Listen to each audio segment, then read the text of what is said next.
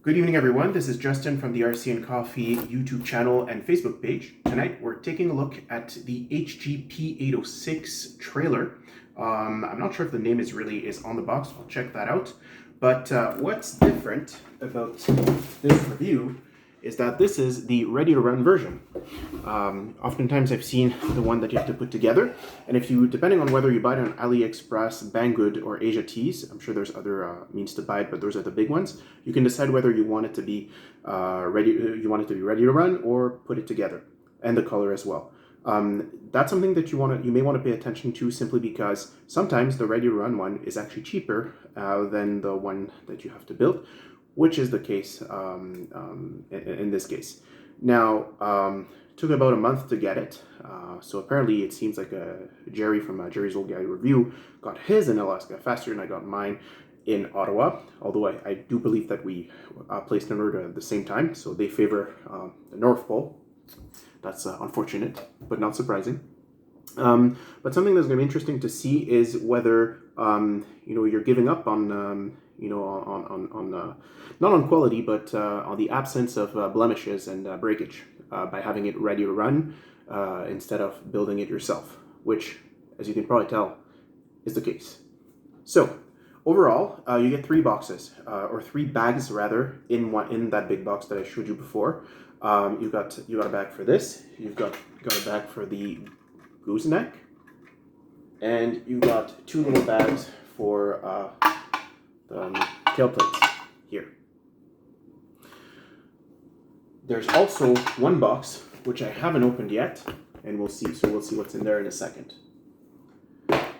First thoughts. Well, the build is fine. Actually, there's no screws lying around.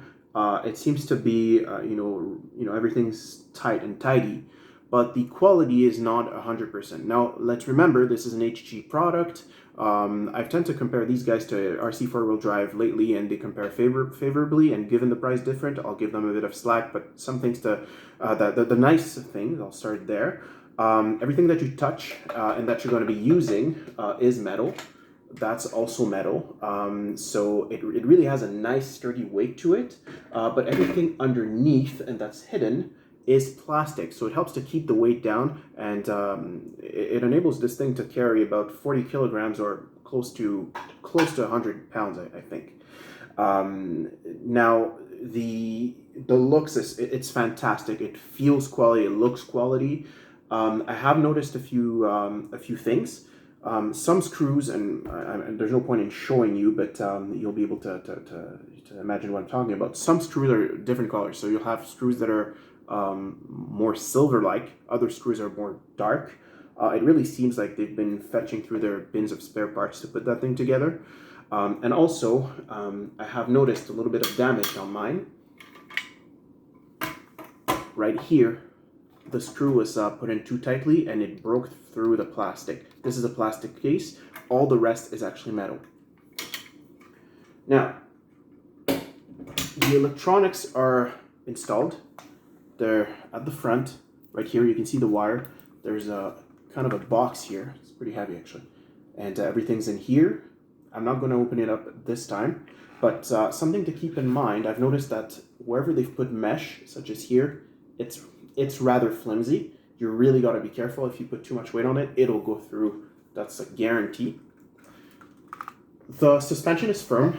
I mean, you need that to be able to carry such a weight. And it seems, I may be incorrect, I'll double check that, but that they've used the shocks of the HG right here, P802 3A and N1. They've repurposed that. It seems to be the case. Seems like there's oil in there as well, although I have noticed with HG in the past, especially with my HG P807, for which I'll be doing a video shortly, they put really thin oil, and it is not, I don't think it's oil for for the purpose of getting the intent of getting the product to work. It's more like oil so that the parts don't rust, because they tend to use relatively poor metal. Again, it's getting better, and you're getting a price cut. I mean, this guy is literally half the price of the T247, I think, from Cross RC. which has similar specs, entirely made out of plastic, but that's not a bad thing. It enables it to carry a crazy amount of load without breaking, because again, it's plastic, it bends. The level of quality is crazy. I do have one, and I'll be making a comparison shortly between those two. By the way, it's significantly larger, but it looks very nice. The suspension system is quite realistic, and it looks very, very sturdy.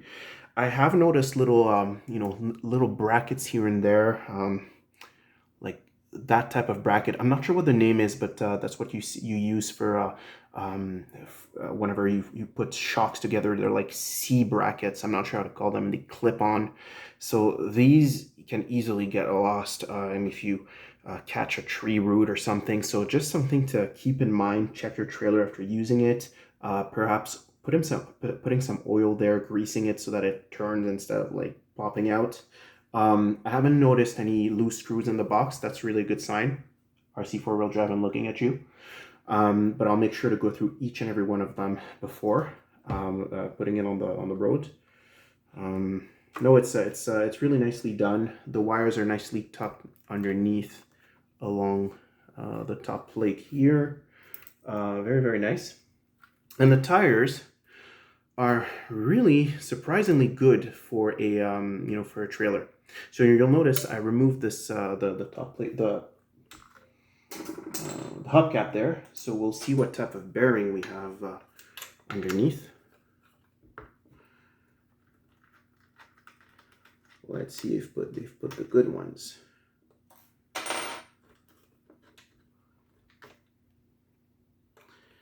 No, you have, well, no. You do have, I don't know if you can tell, but you have metal bearings there. They're not rubber sealed. I mean, that's fine. You can always change those. But it would have been nice to have rubber sealed, especially at an area where which will be in contact with the road. I see a bit of corrosion here and there. Nothing crazy, but just something noticeable. All right, let's get to the box, the mystery box.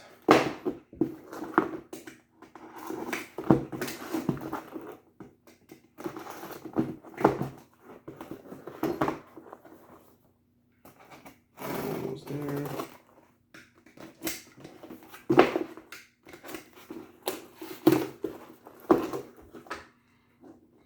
Just put the wheel back and use that as a mini table. Here we go. All right, so bunch of parts.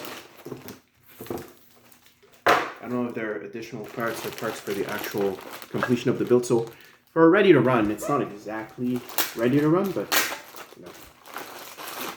for the price.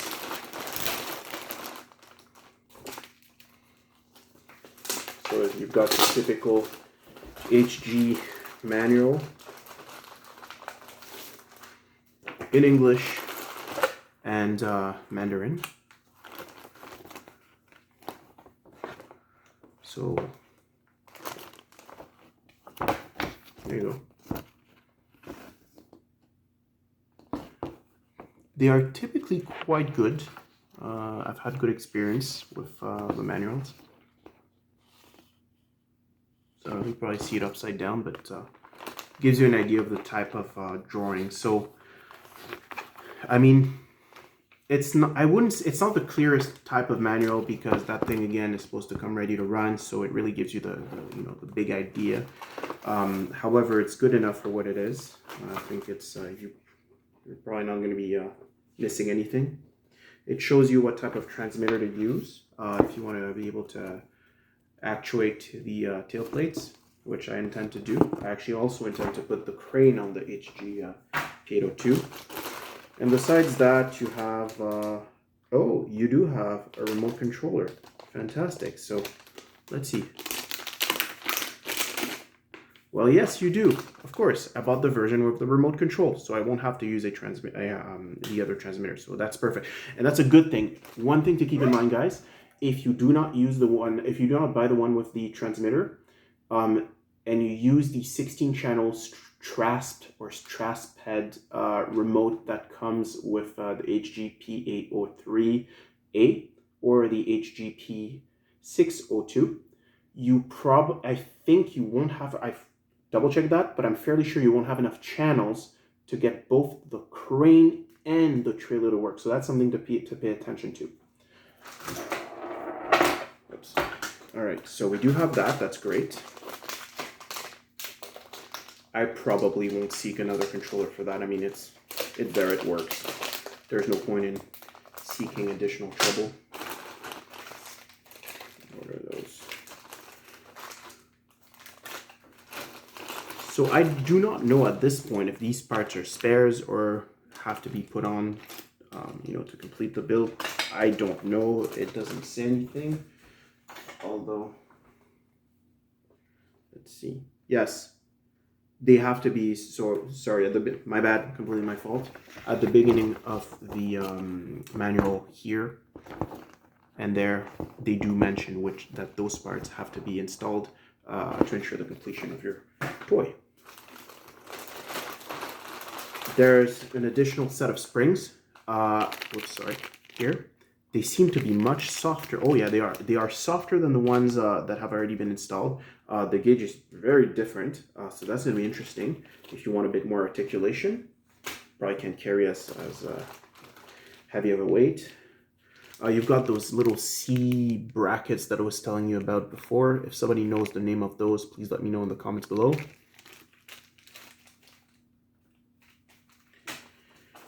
What else? You've got your little set of tools, zip ties. That is quite neat. You have high-class lithium-based grease.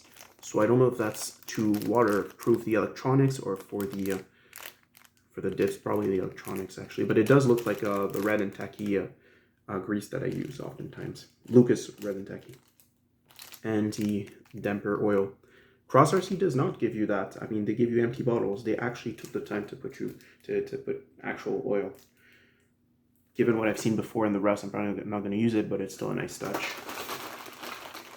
Of course, HG always gives you those nice little tools. Keep on giving them away, so I'm keeping these guys for myself for once. What else? Stainless steel casings.